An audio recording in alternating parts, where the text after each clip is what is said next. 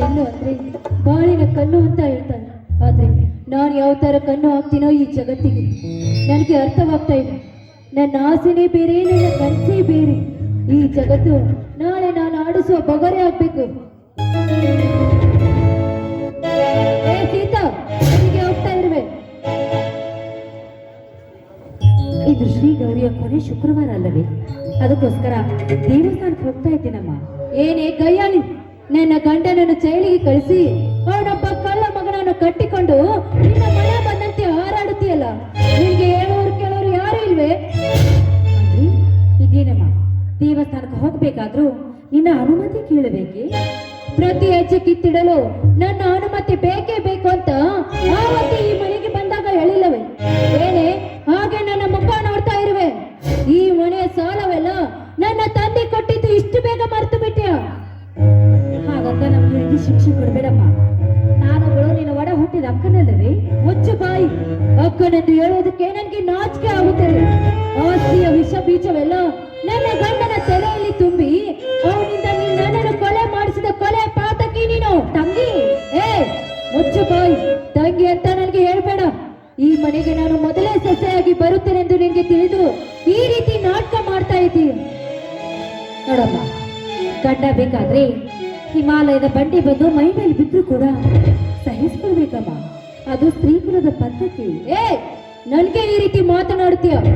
ನೋಡು, ಮರ್ಯಾದೆ ಕೊಟ್ಟು ಮಾತನಾಡು. ನಾನು ಹೇಳ್ದ ಹಾಗೆ ಕೇಳ್ತೀಯ ಅಥವಾ ನಿನ್ನ ಮಾತನ್ನ ಮೀರಿ ನಡೆದರೆ 8 ವರ್ಷದ ನನ್ನ ಮಗುವಿನ ಮೇಲಾಗಿ ಗಂಡನಿಲ್ಲದ ನನ್ನ ಮನಸ್ಸಿಗೆ ನೆಮ್ಮದಿ ಇಲ್ಲ. ಬಾ, ಕೈ ಕಾಲು ಹೊತ್ತು ಬಾ.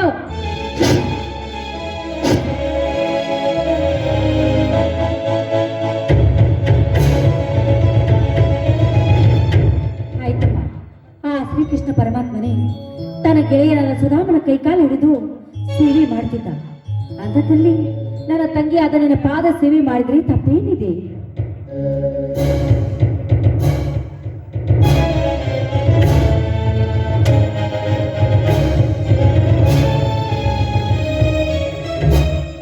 ಸೀತಾ,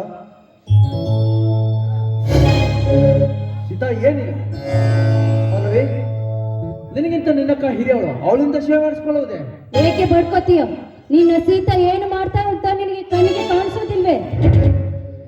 ಅದೇ ಹೇಳ್ತಾ ಇದ್ದೇನೆ, ನಿನಗಿಂತ ಅವಳು ಹಿರಿಯವಳು, ದೊಡ್ಡವರಿಂದ ಸೇವೆ ಮಾಡಿಸ್ಕೊಳ್ಳೋದು ತಪ್ಪು ಅಂತ ಗೊತ್ತಿಲ್ಲ ನಿನಗೆ? ನೀನು ಮಹಾಭಾರತದಲ್ಲಿ ಗಾಂಧಾರಿಯವನನ್ನು ಸ್ವಲ್ಪ ನೆನಪಿಸ್ಕೊ. ಅವ್ರಿಗೆ ದಾಸಿಯರಿಲ್ವೇ? ಅಂದರೆ ನನ್ನ ಹೆಂಡತಿ ನಿನ್ನ ದಾಸಿಯೇನು? ಹೌದು, ಮತ್ತೆ ಈ ಮನೆಗೆ ಬಂದಾಗ ನನ್ನ ತಂದೆ ಹೇಳಿದ ಮಾತೇನು? ಏನು ಹೇಳಿದ್ರು ನಿನ್ನ ತಂದೆ? ನೀನು ಕೂಡ ನನ್ನ ಸೇವೆ ಮಾಡಬೇಕು ಅಂತ. ಅಪ್ಪ ಅಮ್ಮನನ್ನು ಸೇವೆಗೆ ಒಟ್ಟಿಗೆ ಇಟ್ಟುಕೊಂಡದ್ದು ನನಗೆ ಸಂತೋಷವಾಯಿತು. ಅದಕ್ಕೆ ನಾನು ನನ್ನ ಪಕ್ಕದಲ್ಲಿ ಹಕ್ಕಿಯಾಗಿರುತ್ತೇನೆ. ನೀನು ನನ್ನ ಮುದ್ದು ಕುಮಾರ. ನಿನ್ಗೇನು ಬೇಕು ಕೇಳು, ನಾನು ಕೊಡುತ್ತೇನೆ.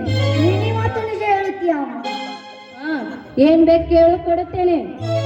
ಅಂತದೇನಿಲ್ಲ ಅಮ್ಮ. ದಿನಾಲು ಶಾಲೆಗೆ ಹೋಗುವಾಗ ಚಪ್ಪಲಿ ಭಾರ ಆಯಿತು, ಅವುಗಳನ್ನು ಹೊತ್ತುಕೊಂಡು ಬರಲು ನಿಮ್ಮ ಅಪ್ಪನಿಗೆ ಹೇಳು.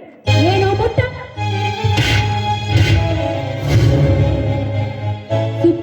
ಸುತ್ತು 20 ಅಳಿಗೆ ಒಡೆಯನಾದ ನನ್ನ ತಂದೆಗೆ ಈ ರೀತಿ ಮಾತನಾಡ್ತೀಯ ನೀನು? ಮತ್ತೆ 70 ಒಲೆಯ ದೇವರಾದ ನನ್ನ ತಂದೆ ತಾಯಿಯರಿಗೆ ನೀನೇ ಮಾತು ನೀಡುತ್ತೀಯ? ಸೀತಾರಾಮ, ನಿನ್ನ ಮಗುವಿನ ಮಾತು ಮಿತಿ ಮೀರ್ತಾ ಇದೆ. ಈ ಮನೆಯಲ್ಲಿ ನಾನಿರ್ಬೇಕೋ ಇಲ್ಲ ಅವನಿರ್ಬೇಕೋ? ಹೇಳಿಕೆದವನು ಚಿಕ್ಕವನು, ಏನು ತೊದು ನೋಡಿದ ಬಾಯಿ ಮತ್ತಿಂದ ಮಾತಾಡಿದ. ನೀನು ಹೇಳಿದಾಗೆ ನಾವು ಬೇಕಾದ್ರೆ ಸೇವೆ ಮಾಡ್ತೇವೆ, ಆದ್ರೆ ನಮ್ಮ ಕುಮಾರನ ಮಾತ್ರ ಏನು ಮಾಡಬೇಡಮ್ಮ.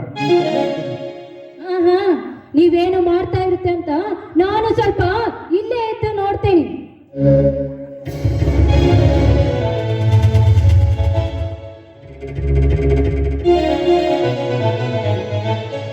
ಲೋಕದ ತಾಕಲಾಟವನ್ನು ತಾಳಲಾರದೆ ಭೂದೇವಿ ಭೂಕಂಪ ಬೆಳೆದು ಅನೇಕ ಜನರನ್ನು ತನ್ನ ಒಡನಲ್ಲಿ ಸೇರಿಸಿಕೊಂಡಳು.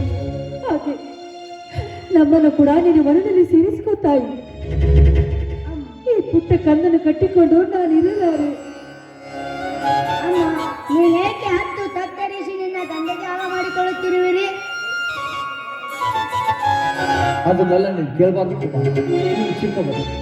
ಹೌದಪ್ಪ, ನಿನ್ನಷ್ಟು ತಿಳುವಳಿಕೆ ನನಗಿಲ್ಲ.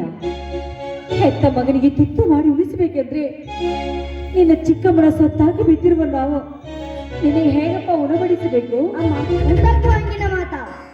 ಹೌದು ಕಂದ, ನೀನ್ ಅದನ್ನೆಲ್ಲ ಕೇಳಬಾರ್ದು ಕಂದ, ಕೇಳಬಾರ್ದು. ನೋಡು ಕುಮಾರ್, ನೀನೀಗ ಪ್ರಶ್ನೆ ಮೇಲೆ ಪ್ರಶ್ನೆ ಹಾಕಿದ್ರೆ ಉತ್ತರಿಸುವ ಉತ್ತರ ನಮ್ಮಲ್ಲಿಲ್ಲ. ನೋಡು, ಹೀಗೆ ನೀನು ಪ್ರಶ್ನೆ ಕೇಳಿದ್ರೆ ಈ ಕ್ಷಣದಲ್ಲಿ ಹಾರು ಹೋಗುತ್ತದೆ ನಮ್ಮಿಬ್ಬರ ಪ್ರಾಣ. ನೋಡು,